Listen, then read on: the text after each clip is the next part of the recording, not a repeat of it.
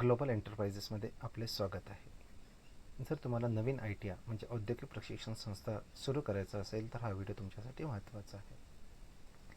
Industrial training इन्स्टिट्यूटला केंद्र शासनाची मान्यता म्हणजे NCVT आणि महाराष्ट्र शासनाची मान्यता म्हणजे DVT हे आवश्यक आहे. सध्या DVTनी जाहिरात सुरू केलेल्या लेटर ऑफ इंटेंट म्हणजे NOCसाठी 4 मे 2026 ते 20 मे 2026च्या आधी आपल्याला ह्या पोर्टलला पूर्ण माहिती ऑनलाईन भरायची आहे.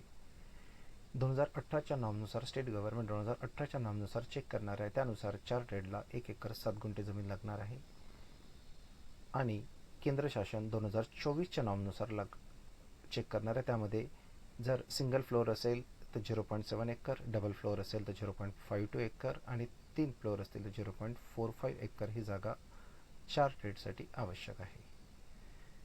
3 कॅटेगरीमध्ये ट्रेड्स असतात. एक इंजिनिअरिंग ट्रेड नावाचं, दुसरं नॉन इंजिनिअरिंग ट्रेड आणि तिसरं new age course.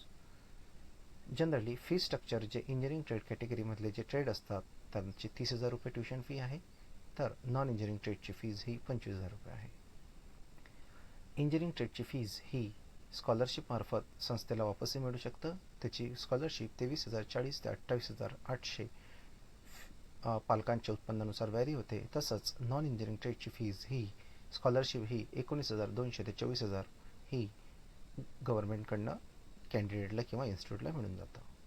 Admission structure, जर तुम्ही 2 वर्षाचा कोर्स निवडला असेल तर प्रत्येक इयरला आपण 20 ॲडमिशन घेऊ शकतो आणि जर तुम्ही 1 वर्षाचा कोर्स निवडला असेल तर तुम्ही प्रत्येक इयरला 40 ॲडमिशन घेऊ शकता. कन्स्ट्रक्शनचे काही नॉर्म्स आहेत, जसं प्रिन्सिपल ऑफिस झालं, ॲडमिन झालं, IT लॅब झालं, लायब्ररी झालं, इंजिनिअरिंग ड्रॉइंग याचा एरिया दिलेला आहे स्क्वेअर मीटर आणि स्क्वेअर फूटमध्ये. तसंच काही लॅब्स आहेत, 4 लॅब घेणं मॅन्डेटरी आहे. तर या कॉमनली वापरणाऱ्या लॅबचा नावं, त्याचा बाजूला एरिया किती लागतो स्पेस आणि त्याला इलेक्ट्रिसिटी लोड हे DGT नॉर्म्सनुसार ठरवून दिलेल्याप्रमाणे आपल्याला तेथे दाखवावं लागतं.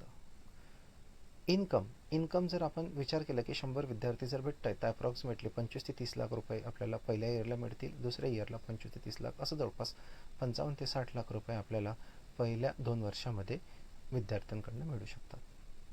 गव्हर्नमेंटची फीज जी आहे रजिस्ट्रेशनची ही 2,000 रुपये, 80,000 रुपये ॲफिलिएशन फीज, व्हिजिट फी 35,000 आणि ITIला परवानगी भेटल्यानंतर डिपॉझिट जमा करावं लागतं 50,000 रुपये पर ट्रेडप्रमाणे आणि सेंट्रल गव्हर्नमेंटची फीज ॲप्रॉक्सिमेटली 12,000 असतं.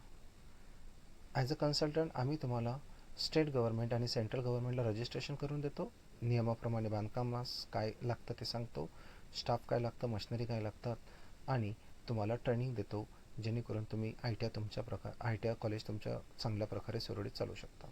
जर तुम्हाला आमचे प्रिव्हियस कॉलेज पाहायचे असेल तर www.itiglobal.in वर व्हिजिट करू शकता. धन्यवाद.